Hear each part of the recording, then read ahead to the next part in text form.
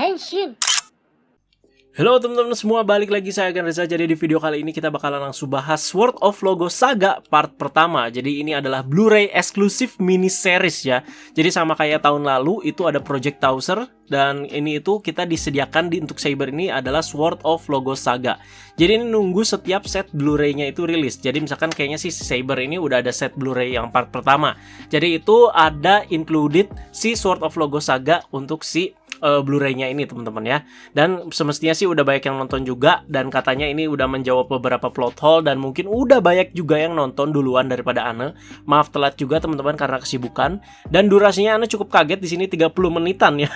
Kaget dikirain cuma 10 menit atau berapa menit. Oh, ternyata 30 menit loh, lumayan lama ya. Memang beberapa kekosongan atau plot hole juga diceritakan di sini. Tapi hampir setengah atau lebih juga di sini isinya juga ada flashback ya. Jadi Anda jelasin di sini poin-poin utamanya aja ya. Jadi jangan lupa juga kalian ikutan diskusi setelah kalian nonton video ini, oke? Jadi di sini menceritakan kejadian 17 tahun lalu dan juga 15 tahun lalu ya. Jadi papanya Kento sebagai pengguna Angko Kuken Kurayami dan juga si Kamen Rider Calibur ini sudah mendapatkan penglihatan akan hancurnya dunia di saga ini. Jadi sejak awal-awal kita langsung dikasih lihat soal papanya Kento ini. Jadi terjawab juga si Fukamiya Hayato ini sudah menggunakan kekuatan kegelapan dan juga sudah menjadi Kamen Rider Calibur, tapi sudah bertarung juga atas organisasi Sword of Logos. Jadi kemarin kan Anda sempat bertanya-tanya kan, atau kita menduganya itu berkhianat karena dapat kekuatan kegelapan. Jadi sebelumnya itu ya dia jadi kesatria tapi bukan Calibur gitu. Tapi ternyata udah jadi pengguna Calibur dan udah bertarung atas nama organisasi Sword of Logos ya. Cukup unik juga gitu ya. Asal membela keadilan, menjaga keseimbangan dunia, ya it's okay di situ ya. Yang Anda suka di sini responnya papanya Kento ini agak berbeda dengan si Kento ya. Dimana terlihat kedewasaannya itu dan masih ada rasa percaya sama si teman-temannya si Fukamiya Hayato ini. Oke, gue udah lihat nih ya dunia hancur di sini. Tapi tenang deh, ada teman-teman gue, kita bisa berjuang bersama-sama di sini. Ada positivity di sini dari si papanya Kento. Anda lihat saja di sini ya perbandingannya dengan respon Kento yang sekarang seperti apa, jauh jadi kedewasaannya. Jadi surprisingly juga penglihatan yang dilihat oleh papanya Kento di sini tidak hanya sekedar kehancuran dunia, tapi salah satu dalang di balik ini semua juga yaitu si Master Logos, dia juga lihat di sini ya. Ini luar biasa penglihatannya sampai situ. Tetapi papanya Kento di sini malah bertarung di bawah suruhannya si Master Logos gitu. Dia udah tahu gitu dalangnya itu si Master Logos, tapi ternyata dia jadi kayak babunya si Master Logos gitu karena terpengaruh juga dengan kata-kata manisnya si Master Logos di sini.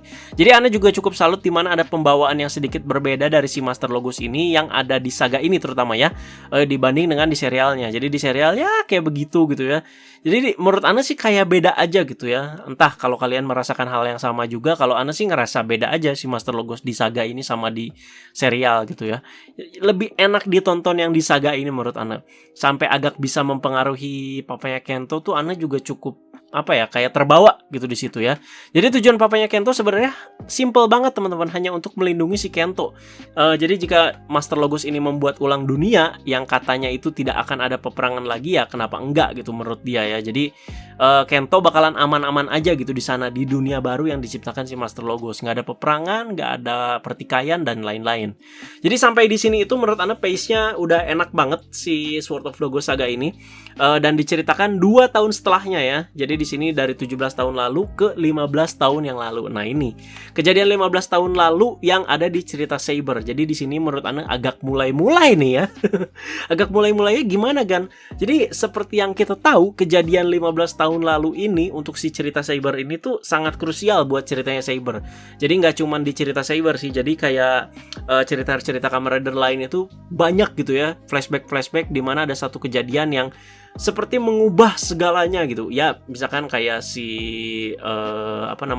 Zero One itu kayak Daybreak ya, Daybreak Town waktu itu. Terus juga kalau si X8 itu Zero Day.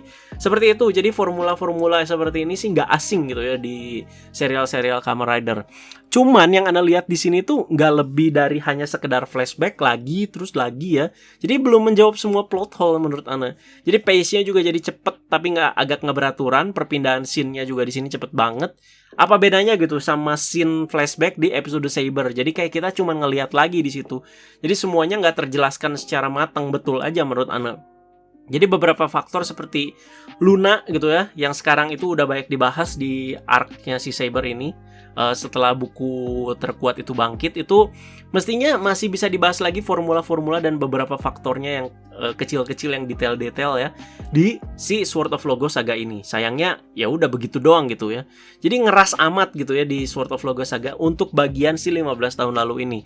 Sampai kemunculan Yuri kan ini dibahasnya ya. Padahal ya menurut Ana bisa slow aja, bahas aja sampai Toma ini dapat buku Brave Dragon, dan pas dia kecil itu dapat buku Brave Dragon kan hilang ingatannya. Di situ juga nggak dijelaskan secara rinci, udah aja gitu terus bangun udah semuanya seperti normal lagi. Jadi Ana gimana ya, agak perfeksionis juga sih sama saga ini. Jadi pengen bahas gitu detail-detail kecilnya gitu ya. Jadi ngapain gitu ngasih lihat scene yang sama gitu. Kan kita juga udah lihat. Justru yang kita cari adalah jawabannya, kenapa bisa gini, kenapa bisa gitu gitu. Ini cuman kayak dikasih lihat lagi. Masalahnya Ana yakin mereka nggak ada waktu lagi di sini untuk bahas para swordman sepuh ini ya. Yang isinya itu para swordman pendahulu ini di part kedua si Sword of Logos Saga ini. Jadi mungkin aja untuk yang part keduanya udah bahas kesatria-kesatria kayak macam Toma dan kawan-kawan menurut Ana ya. Dan juga si Master Logos di belakangnya seperti apa. Sayangnya ini sih ya ini, mestinya waktu mereka untuk menjelaskan Swordman sepuh ini ada di part pertama ini gitu, untuk bisa membahas lebihnya. Jadi mending dimaksimalin aja gitu ya di part 1 ini, kejadian 15 tahun lalu dan juga masa kecil si Toma, Luna dan juga Kento. Tapi sayangnya semuanya udah aja udah hilang ya, kayak angin gitu. Itu lagi kan yang kita lihat tuh itu terus gitu, flashback yang udah kita lihat di episodenya Saber, di mana si Toma mau nyelamatin si Luna gitu. Luna, setai taskeru, yakusukuda. Itu sampai berapa kali Pak Ana lihat di setiap episode Saber itu selalu ada gitu ya. Sampai bosen Ana. Ini hampir mirip Project Tozer, di mana progres semua kejadian itu ada yang main di belakang gitu ya. Jadi kan Zero One itu progres gitu, dapat progress key, terus juga dapat form baru, Biting Shark, terus juga ada Flaming Tiger dan lain-lain seperti itu. Kan itu untuk kemajuan si Tozer juga, untuk progresnya si Tozer juga kan, di mana dia itu si Amatsuga itu sedang mengerjakan Project Tozer untuk si Kamen Rider Tozernya. Jadi sama halnya dengan si Saber ini, Toma dapat Dragon Knight dari Avalon, terus juga Yuri udah tersegel 1000 tahun lebih, bisa muncul kembali di sini. Itu kan tanpa secara langsung juga membantu sekali si Master Logos ini untuk membantu memenuhi ambisi dia, ya kan? Jadi mirip-mirip lah teman-teman ya. Tapi Anda nggak bilang sepenuhnya buruk lah si saga ini ya. Jadi ada beberapa plot hole juga yang terjawab di sini, walaupun sekali lagi tidak banyak. Menurut Anda kalau bisa dihitung dari segi porsi flashbacknya sih lebih banyak flashback. Tapi ya oke lah untuk plot hole-nya. Jadi cukup menghibur juga di sini. Nah di sini alasan papanya Kento berkhianat, terus juga lalu si Kamijo Daichi ini yang nanggung beban dan dosanya itu sampai jadi Kalibur berikutnya. Ini menurut Ana agak ada yang aneh yang Ana tangkap. Jadi tujuan si Kamijo itu menjadi Kalibur itu agak berbeda dengan papanya Kento gitu ya. Memang dia melihat penglihatan, tapi di sini dia itu tujuannya itu ingin mencari tahu musuh dalam organisasi yang tidak lain adalah si Master Logos gitu. Nah, kenapa dia nggak dapat penglihatan tersebut dari si Ankokuken? Jadi itu dia kayak susah-susah nyari siapa nih pengkhianat dalam organisasi. Secara sebelumnya, pengguna Kalibur sebelumnya yaitu papanya Kento aja udah langsung tahu, udah langsung diliatin sama si Ankokuken kalau si pengkhianatnya adalah si Master Logos. Oh, kamu ya ternyata yang membangkitkan buku terkuat. Tapi di sini ketika si Kamijo itu memegang si Ankokuken, penglihatannya itu hanya sebatas kayak kehancuran dunia kalau nggak salah ya. Nggak masalah. Jadi nggak diliatin sampai Master Logos. Kenapa tidak diliatin sampai Master Logos? Jadi itu jadi kayak cuman buat kayak manjang-manjangin cerita doang di situ. Jadi apa ya? Ya dia jadi harus susah payah gitu di situ cari tahu musuh dalam organisasi gitu ya. Yang mestinya sih dia udah tahu dari Ankokuken itu. Ya, tapi di sini digambarkan betapa mengerikannya takdir ketika seseorang itu menjadi pengguna si Ankokuken Kurayami. Ngeri Pak ya. Seperti selalu kayak menderita, seperti selalu harus menanggung semuanya sendiri gitu ya. Jadi nggak bisa asal ceplas-ceplos di sini. Jadi penglihatan sampai bisa bikin apa ya? Penglihatan tapi sampai bisa bikin gila sendiri terutama. Ana suka loh pas dia dapat penglihatan si papanya Kento ini terkena efek mentalnya, selalu murung, terus tiba-tiba main pedang random gitu ya. Itu udah terasa efek gilanya gitu kan, dimana si ini juga Si aktornya keren nih, si Juzo nih, Shinkenger, sama si Kaido di Vice nih. Keren Pak, dia actingnya juga di sini ya, kelihatan gitu depresinya di sini. Terus juga Ana cukup terkesima dengan pola pikir si Pak Kamijo ketika jadi Kalibur ya, dibalik dia susah payah nyari musuh dalam organisasi di sini ya. Jadi dia itu ada dua tujuan murni, yaitu ingin melindungi Kento dan juga Toma. Ini sebenarnya membuka probabilitas baru sih.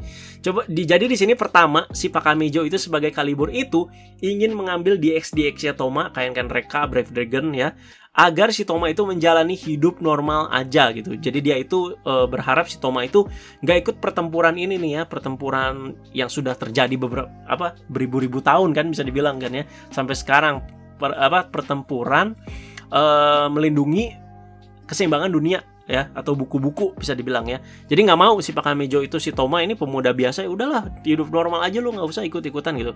Jadi di sini caranya baik, ingin dirampas gitu si belt-belt yang, tapi secara kacamata kita di awal cerita ke Saber kan, oh jahat nih si Kalibur, pengen rebut-rebut aja gitu ya. Tapi di sini kan Ken Reka sendiri yang milih si Toma gitu, karena Toma ini emang spesial.